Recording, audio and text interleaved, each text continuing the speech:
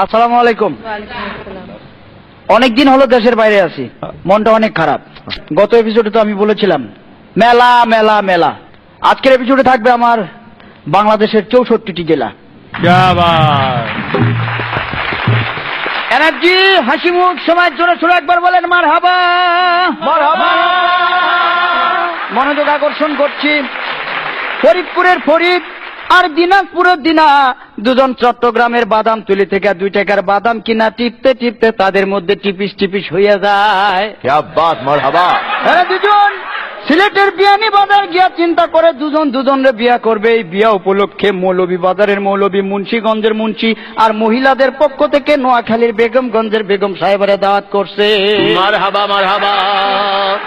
এদিকে ফরিদপুরের ফরিদের কিছুই নাই, তবে ফেনীর ছাগল নাই, আর 2টা ছাগল ছাড়া। কি ছাড়া? ছাগল। এরপরে চলাফেরা ছিল চাপাই নবাবগঞ্জের নবাবের মতো। একবার জোরে সোরে বলেন কিসের মতো? কিসের মতন? নবাবের মতো। টাঙ্গাইল থেকে একখান তাঁতের শাড়ি, যশোর বেনাপোল থেকে বেনারসি, রংপুর থেকে রং, আর আলতাদিকি থেকে আলতাইনা, দিনাজপুরের দিনারে বিয়া করে ফেলাইছে। মারহাবা। এদিকে দিনার বাবা সিরাজগঞ্জের সিরাজ মিয়া ছিল মেলা টাকা পয়সার মালিক, কারণ রংপুরে ছিল তার রঙের ব্যবসা, আর সুনামগঞ্জে ছিল তার বহুত সুনাম। এই মিয়া চিন্তা করছিল তার মায়েরারে জাকজমক করে বিয়া দিব। যেমন মাগুরা জেলা থেকে মাগুর মাছ, সাতক্ষীরা জেলা থেকে 7 মণ দুধ আইনা, কুড়িগ্রাম জেলা থেকে 20টা খাসি, গাইবান্ধা জেলা থেকে কমসে কম 1 ডজন গাই কিনা, বরিশাল থেকে বড়ি নাড়ু বানাইয়া, লালমনিরহাট জেলা থেকে লাল রঙের বেনারসি কিনা, খুলনার বাগের হাটের বাগের মতো একটা পোলার লগে তার মাইয়ার বিয়া দেবে। কিন্তু এই ফরিদ চুয়াডাঙ্গা জেলার চুয়া চুয়া কথা কইয়া পটুয়াখালী জেলার ভাষায় পড়াইয়া পড়াইয়া দিনারে বিয়া করে পালাইতে। জোরে বলেন বাপরে বাপ। এদিকে মাইয়ার কপালে সুখ নাই। সিরাজ মিয়া পাবনায় গিয়া পড়লো ভাব নাই। নোয়াখালী আইসা চিন্তা করে খালি খালি কান্দে লাভ নাই, যাই ভোলা জেলায় গিয়া মনের দুঃখটা ভোলা যায় কিনা। ভোলা যাওয়ার পথে মাঝখানে বরিশালের ঝালু গাড়িতে আইসা মনের ঝালটা আরো বেশি বাইরে গেছে। জোরে বলেন হায় রে হায়।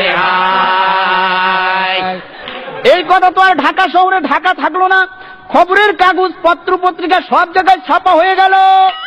এই খবর চলে গেল জামালপুরের জামালের কানে, জামালপুরের জামাল, মমিন সিংহের মমিন এবং মানিকগঞ্জের মানিকের মাধ্যমে এই খবরটা দিয়ে দিল গোপালগঞ্জের গোপালের কাছে। গোপালগঞ্জের গোপাল, নারায়ণগঞ্জের নারায়ণ, ব্রাহ্মণবাড়িয়ার ব্রাহ্মণ, শিবপুরের শিব, হরিপুরের হরি, মহাদেবপুরের মহাদেব, পাবনা রাধানগরের রাধা, আর কৃষ্ণপুরের কৃষ্ণরে লইয়া হিন্দু ধর্মের প্রধান ঠাকুর গায়ে ঠাকুরের কাছে রওনা দিছে। জোরে বলো হরিবল। এই কয়জন হিন্দু মিল্লা কুমিল্লা জেলার 14 গ্রাম থানা থেকে আরো 14 জন হিন্দু সংগ্রহ করে একটা কমিটি গঠন করে বলে ঘটনাটা সবার মাঝে জানায় দাও।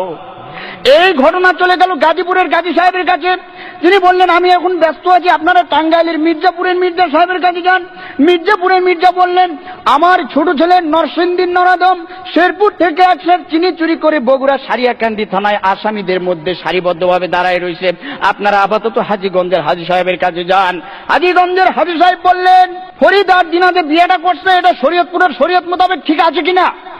যদি ঠিক না থাকে তাহলে মেহেরপুর থেকে মেহের আলীরে ডাইকা পাঠাও। কারে ডাইকা পাঠাবে?